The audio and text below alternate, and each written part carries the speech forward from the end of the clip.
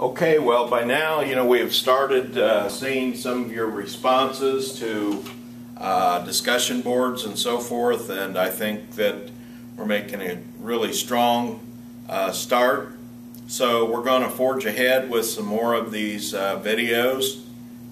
So today we'll start with the Chapter 5 questions, but I want to back up just for a second and do a quick summary of one of the last things that we talked about last time, and that is the different types of bankruptcies for different people. And so I'm going to put these up on the board and share that with you, and then we'll forge ahead, okay? So we're talking about bankruptcy. We have Chapter 7, and this can be individuals. We also call this a liquidation. This can be banks. This is partnerships or corporations. Another one is Chapter 9. And that's for basically what we call municipalities. That would be like small towns. Every once in a while you'll find a small town that took on a project that they couldn't afford, like a major, let's say, water or sewer project, and it didn't pan out.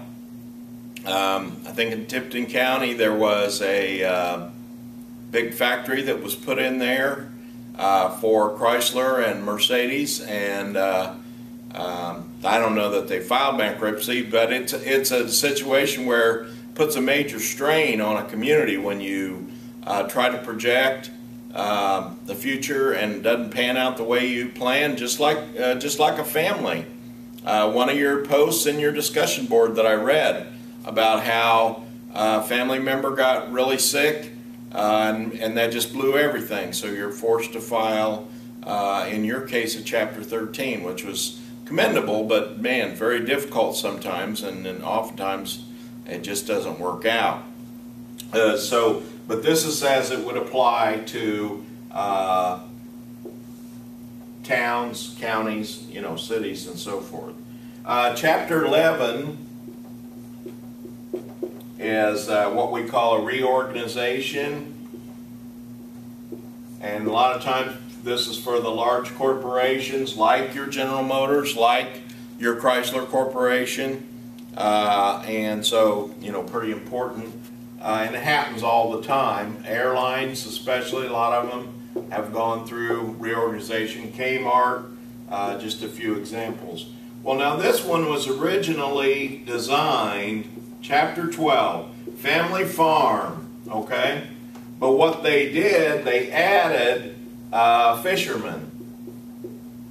So I could just see a test question, that could blow you right out of the water if you left out the part about fishermen on your midterm or on your final. So very important to remember that part, that it's, and here again it's got to be, the important operative word is family, small business. It's not the major, chicken of the sea or, major corporations. It is just small family fishing business, just like the family farm, where they have a few pigs, maybe 100 acres, whatever. Bottom falls out of the market. Here again, they made some commitments as far as trying to expand their business, and it just didn't pan out. So that's that one. Chapter 13 is a big one.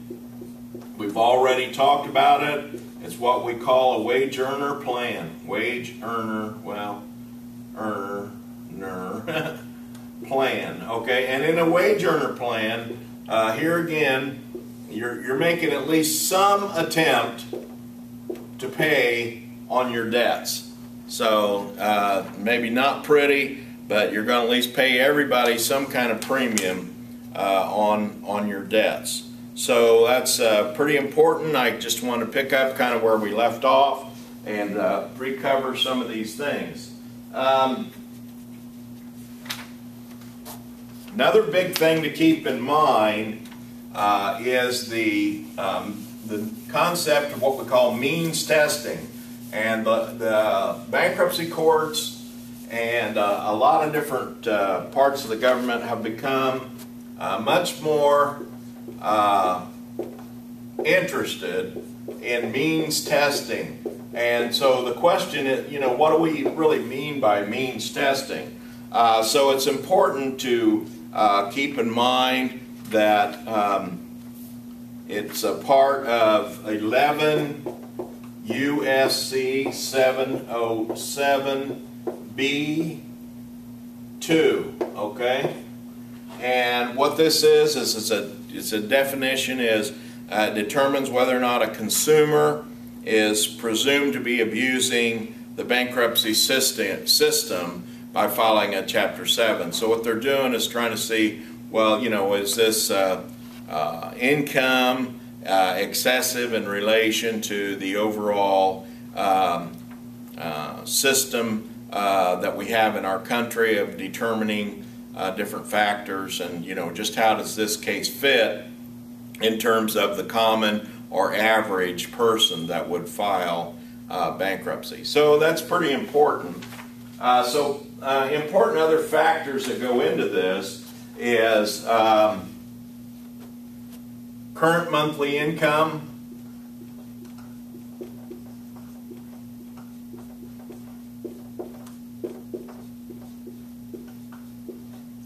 and you know, here's something that you're going to hear a lot about over time.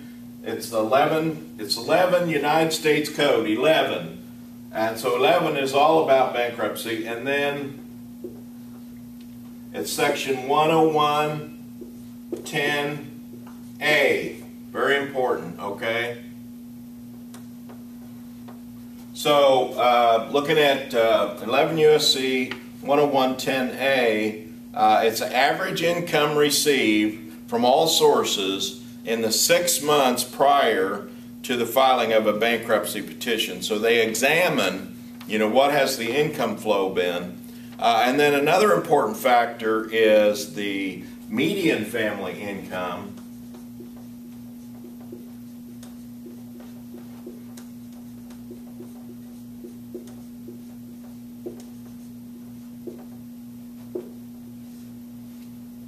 And that comes from the Census Bureau.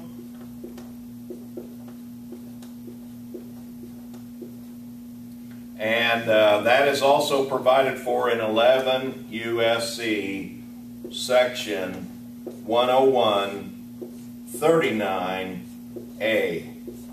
And if you just want to check these, you might want to take it upon yourself to double check that.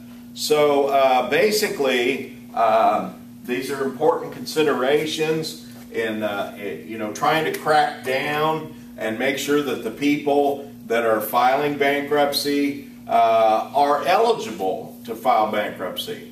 It's kind of funny because, like I say, I was involved in working in the law for many years, 25, and I saw only a handful of cases that I thought, well, this just doesn't look right to me. A couple cases, a guy made a ton of money working for General Motors, had every kind of contraption, boats, cars, vans, and just kind of the bottom fell out of things, and he was living on overtime. Well, suddenly the overtime dried up, so that was probably not good. But it was just a kind of a hiccup in the system there. Whereas if he'd been doing any saving at all or any planning at all, it wouldn't have been necessary for him to file the bankruptcy. So, it was tough for me to see how that was right. Another one is where people owed one individual a lot of money. They actually destroyed a house, and they should have been ordered to pay back for it and shouldn't have been eligible. Really more like a crime than just a contract problem. But anyway, these people took on their grandchildren. And I think that was just kind of a sleight of hand on their part of bringing their kids in to raise in order to reduce, basically money that they had available, increase their expenses and reduce their income.